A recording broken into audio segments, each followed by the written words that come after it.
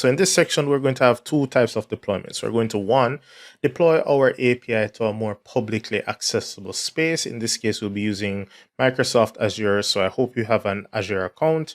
If not, you can create one for free and have a few months worth of free access. Either way, even after your free access has run out, we're going to be deploying to a free web tier, and we'll be using our SQLite database, so you don't need to worry about incurring any costs with databases. And once we have deployed our API, we're going to modify our mobile app to then use that publicly deployed API, courtesy of Azure. And then we will look at how we can publish our mobile app to an app store. So stick around. This section is going to be chock full of tidbits that I know you're going to love, and you will have fun. So see you soon. All right, guys, so let us start off by looking at the steps that we need to take to deploy our API to Microsoft Azure. So I've taken the liberty of making some of the code changes already so that I don't have to bore you to death with my typing, but I will walk you through each step and we can do that together. All right, so the first change I made was to the connection string. So initially we started off by publishing to this database folder, right? And then when we looked at publishing to our local IIS, we looked at publishing to a file system or a folder on our file system that IIS could reach more easily. That's fine. However, for Microsoft Azure, the deployment, we want it to just sit in the root folder, right? Actually, you could probably put it in the root, or you could just revert to this database folder here, but I'll just remove this database folder since I'm not going to be using it anyway. All right, I don't need that copy of the database. What I want is this car list copy, and I want it created at the root of the API project. So I put varcon equals data source equals, and I just changed that path to the actual dead path, the root folder of the project. All right, so that's one. Next, when we want the database to be created automatically, because as it stands, we had to run migrations and then run update database, and then that's how it got created at the different locations. What I'm going to do this time is automate that. So once the application is starting up, because remember that program CS is the first thing that's going to run. It builds, and then we register all of our services and application DB context, and then it goes on to configure the HTTP request pipeline. What we're doing here, though, is we're accessing the scope from the services that have already been registered, and then we're going to use the context based on the DB context value that we just defined up top, right? So between these two lines, we're creating a copy of the DB context, or we're invoking the connection to the DB through the DB context, right? And then I'm going to say context.database.migrate. So in other words, once the application starts, we want to go and connect to the database and run the migrations. If the migrations have already been run, then there's nothing to worry about. If there are new migrations that haven't been run, then this one line will actually steamroll through this migrations folder and apply all of the migrations.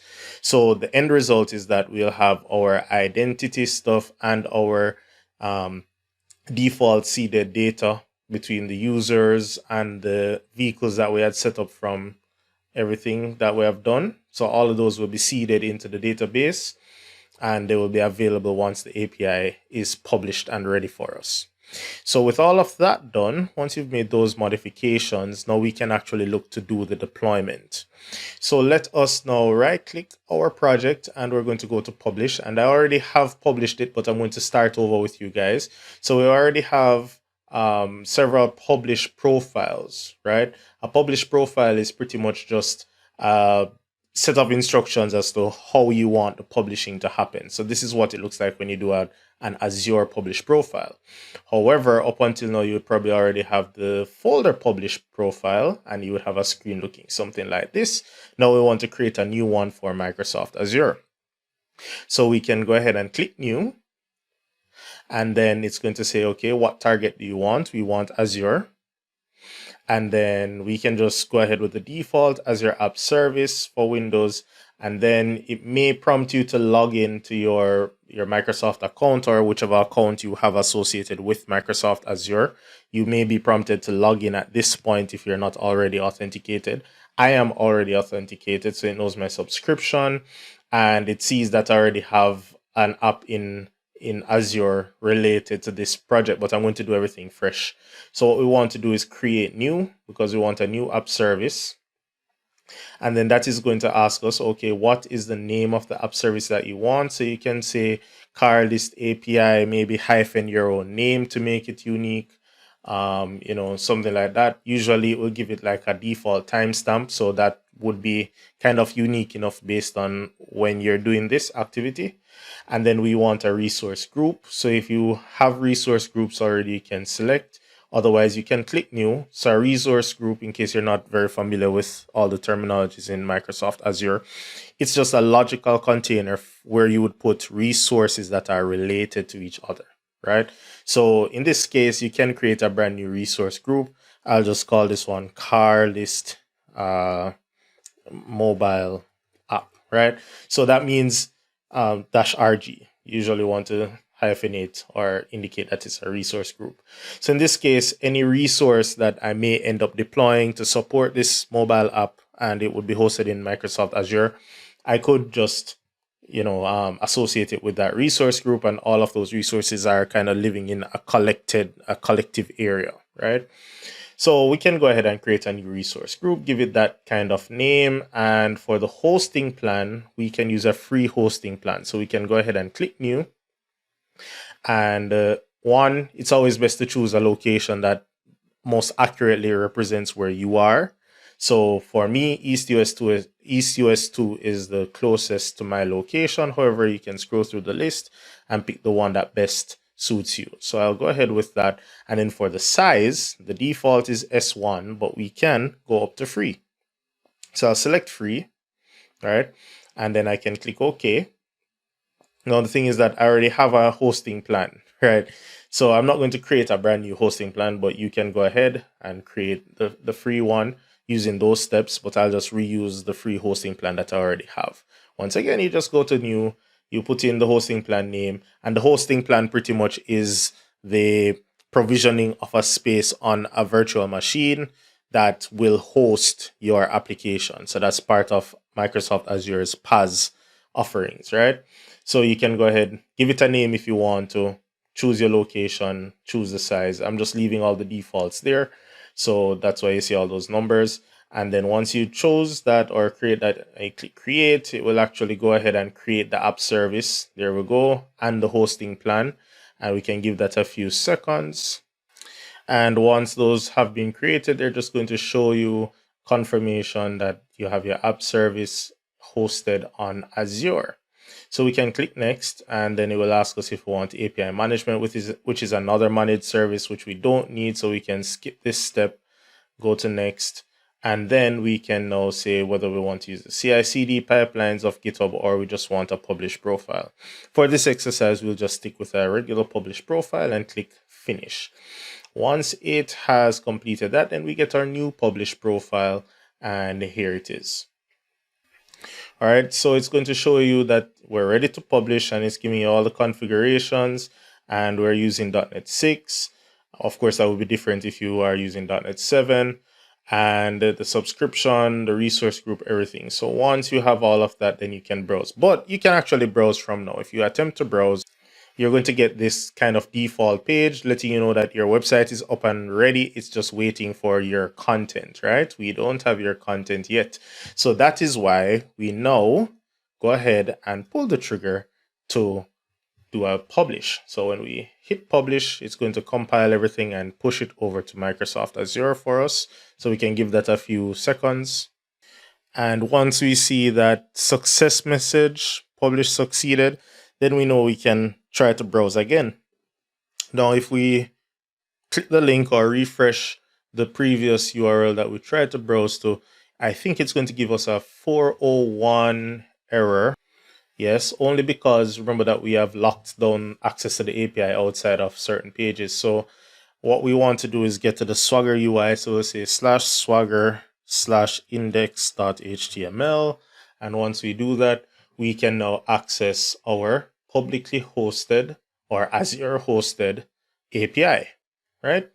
Now, if we want to test and make sure that something works, we can at least try to log in. So I'm going to go ahead and use our admin at localhost.com account with the password p at NWORD1, and then we can execute. And this is to verify that it's actually talking to the SQLite database and the database has been populated with the seeding data. So here we see that this is a valid account and it is indeed talking to our user store in the database and bringing back our token. So now we have published, and now we have a new base address that we want to use in our mobile app. All right, so when we come back, we're going to look at how we can modify the mobile app to start talking to our remote hosted API. All right, guys, welcome back. So in this lesson, we're going to look at the simple change that is needed really to let our mobile app now communicate with our remote hosted app. Now, the scenario here is that while we're testing locally, we might not necessarily want to be using the remote address, right? And for that reason, we would have configured our own base address. We checked the device platform. If it's Android, then we use a special version of Android's local host, right? Otherwise, we use the local host 8099, which is when we deploy to IIS locally. Now, what I've done is to create a method, just once again, sparing you seeing me type it out, so you can hit pause and replicate, but I'm just showing you what I've done here is to kind of modify this base address, so I can remove that. And there are several ways you could do this. You could do this a bit more cleanly, so I'm just refactoring so you can see. So I'm not doing the base address up here as a property anymore. Instead, I am creating, or I'm using a method that says get base address, all right? Private string get base address, and in there I'm checking if we are in debug or release mode. Now the relevance of that is every time we hit the debug here, we have that debug option here, right? We can also switch this over to release, which is what the default setting will be when we actually publish the app. So when we publish the app, it would actually be published with the release setting. So while we're in debug mode, we'll probably want to do our local stuff. So I've modified this method to return based on the device platform. So the same way we had the base address code just now, it's the same code here. So we're just saying check if it's an Android. If it is, then return the Android version of localhost, or just return our regular localhost. Then I'm saying if or else if, right? We're in release mode, then we use the published address here, which is our Azure address. All right, so I took that base address. Once again, you can get that base address from your published API, right? So that base address would be this portion of the URL. Now, be careful not to take on that trailing slash, right? Because we already used the trailing slash in our requests, right? And especially for the login, I've noticed that if I have the trailing slash here on the base address, and then when I try to log in, it's actually base address // login. And no matter what, I'm getting a 401, right? So if you're running into that issue, just double check that you don't have the trailing slash on the base address. All right. Or you could put the trailing slash on the base address, and that would spare you the need to put that slash in every request, right? You can choose whichever one is easier for you. So moral of the story is we're using now the base address from our Azure hosted API. And then when the constructor is called and we're initializing the HTTP client, we can set the base address being equal to new URI, and then we just call that method. Or maybe that's a little confusing. Maybe this would read better if I just say var base address is equal to, make that call, and then we take that base address and put here. Maybe that reads a little better, right? So that's the modification that we need to make sure that we are talking to the right API at the right time. Now we can test this. What I'm going to do is put a breakpoint right here on the login, and I'll just put it on the response object. So I'm going to test using debug just to make sure that it's going to talk to the local instance. So let's run debug and I'll try that login. All right, so now that the mobile app is up and ready, I already put in the credentials. So let me go ahead and trigger the sign in. And once we hit that request, we're going to hit that breakpoint, and I'm just going to investigate and make sure that we're using the local address. So if I drill down into base address, yes, we're using the correct address, and we would log in based on our local database. Now let us fast forward. I'm just going to stop, and I'm going to change this from debug to release. So if you're hovering over these lines, just take note of the fact that one is showing its true colors, the other one is kind of grayed out, right? This return doesn't have the same color coding as this one. However, when I switch over, if I do a build, or well, okay, switch before I did the build. So you'll notice now that the context of the coloring has changed, right? So this return of the local address is now grayed out. This one is highlighted because of this if statement. So this is picking up that we just switched over to release mode, and now it knows that this is the active code that should be returned. So we can actually run a local test just to make sure that the mobile app will actually still work when we are talking to this address. So in this case, usually release, you can't do release with debugging. You can actually change the settings and stuff, but I'm not going to go through all of that. What we can do is just run without debugging, so it will run a bit faster. And the release binaries actually do take a little longer to compile because there's a lot of compression and optimization that's happening. So we can give this a little more time, but I'll pause so you don't have to watch all of that for me. And when that compilation is done, you'll see the note down here, starting Android application, starting with the intent, and then it will tell you that the app is running. It would have restarted the app, and I already put in the credentials and logged in, and there you can see I'm signed in successfully. So once again, this is it, signing in using the release settings from the code and the released URL, or the URL for the released API that is hosted on our Azure website. All right, so that is a nice, quick and easy way to switch between local debugging and release settings without having to modify the code. This could have been done a bit more cleanly, of course, but you know, I'm doing the minimum so we can go with the path of least resistance and get this out the door. So now that we have the ability to log in, and you just saw an error message saying failed to retrieve the cards. That's because I was logged in for a while and my token expired. But this should be your experience, all right? So you should be able to see the cards and interact with them just the same way. So now that we have all of this up and running, what we want to do next is start the process of compiling our mobile app so that we can publish it and get an installable file, which is usually called an APK. Since we've been building an Android app up until now, I'll focus on publishing an Android app. All right, guys, so in this lesson, we're going to be running through some of the settings of our Android app, and we'll be validating that we have certain things in place, and we just want to explore what it takes to compile an app and publish it. We'll also generate a key store file, which when we get to that point, we will explore that in a bit more detail. Now, every Android app has specific unique package identifiers, and these settings are usually defined in the project file. So I have the project file open already. If you're not sure what I mean by the project file, I mean this csproj file, in this case, carlist app.maui. So if you click it once, it becomes editable, or you can just right click it and you can say edit project file. Either one will open this editable version of the project file. Now here we can look for specific things. You can see that I already searched for one, which was application version, which is 1 in this case.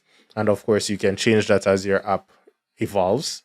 The other key one that we want is the application ID, and that allows us to specify a company name and the name of the app accordingly. So those are two things that you want to make sure are in place. Now what happens is that when we compile our MAUI app, the build process will actually take those values and steamroll them into the Android manifest.xml file. So the compiled version of this file would actually have Android version code equals whatever value was in the chprod file, which in our case is 1. It will also have package equals and whatever the app name was from the csproj, and it would have an Android version name, which would be 1.0.0 for the first version of it, right? And of course, with each build, you will change that version, whether it's a major, minor, or patch release. All right. Now, those are the things that we just want to validate. And I just wanted to give you an example of those things. But to generate our key store file, which is a signed package, or rather it's a certificate that signs our package or our app that we're about to build, right? So we need to generate that so that it will be seen as a legitimate published app. All right, so let's get started. We can right click our carlist app.maui project, and then we'll just go to open in terminal. That will launch our developer PowerShell right here inside of Visual Studio. So we don't have to go to command prompt or launch the terminal outside of that, right? Then we're going to run this command. We're going to say, first of all, key tool, and then we'll say -gen key -v -key store, and then we'll give our key a name. So I'll say carlist.app.key store. So that is the name of the key that we're generating, right? And then we'll have to provide it with an alias. So we'll just say -alias, and then we're just calling it key.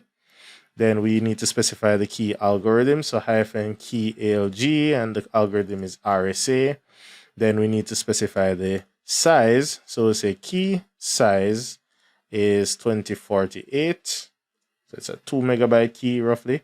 And then -validity. This means how long do we want this key to be valid for? I'm just going to put in a big value like 10,000, right? Or it could be 1,000, whatever, but that's the number of days. Now, when we press enter, we're going to be prompted to put in a password. So I'm going to use the same strong password that we always use, which is capital P @SSWORD1. Notice that it is not showing us what we're typing, so you want to be very accurate. So let's just re-enter that for the confirmation prompt. And then they're going to start asking us for some information that should go into the certificate. So first name and last name. What is the name of organizational unit? I'll just say me. Or name of organization, I'll say me again. I'll say Jamaica for my city and state. Jamaica is a whole country, by the way, but I just can't be bothered to break it down. So Jamaica, JM. And then they're going to show me all of that certificate information. And I'll just type yes and press enter.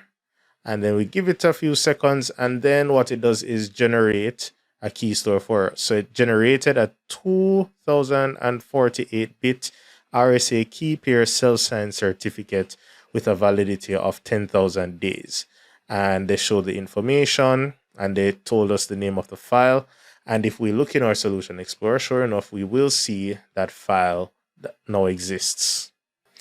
Now, after we've done this, we have a whole new section that we need to add to our csproj file. So we're going to create a whole new property group section.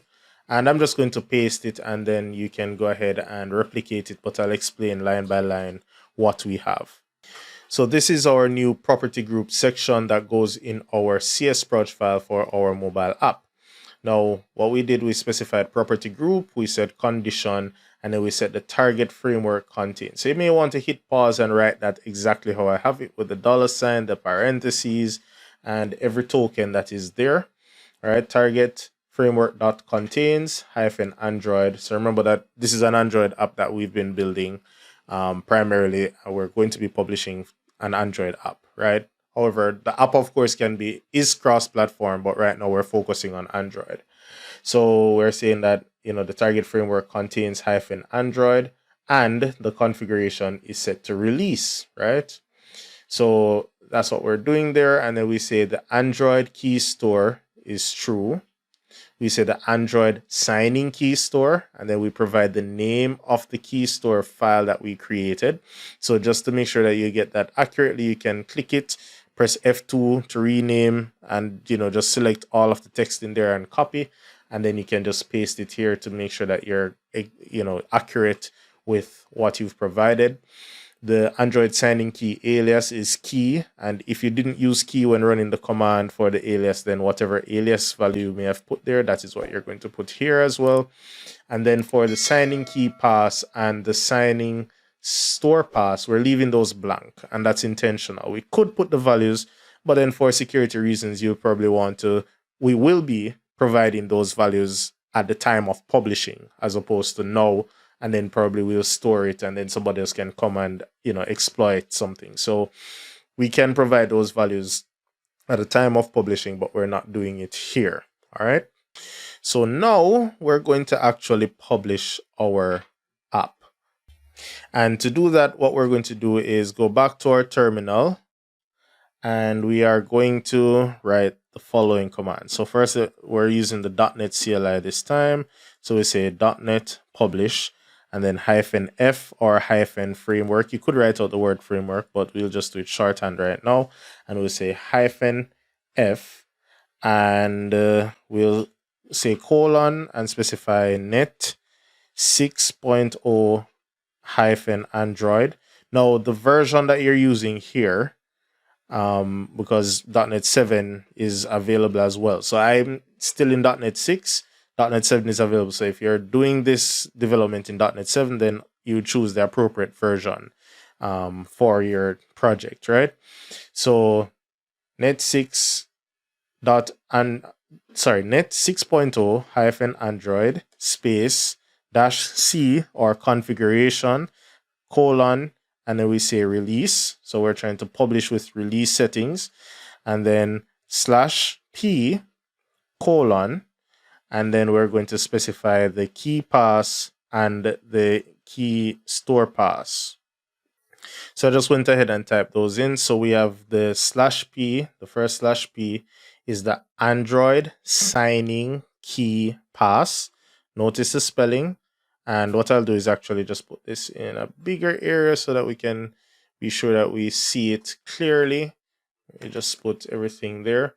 So let's just start over. .NET publish, then -f colon .NET 6.0 Android, and then space -c colon release space again, then /p, and that's /p colon, and then we specify the Android signing key pass, right?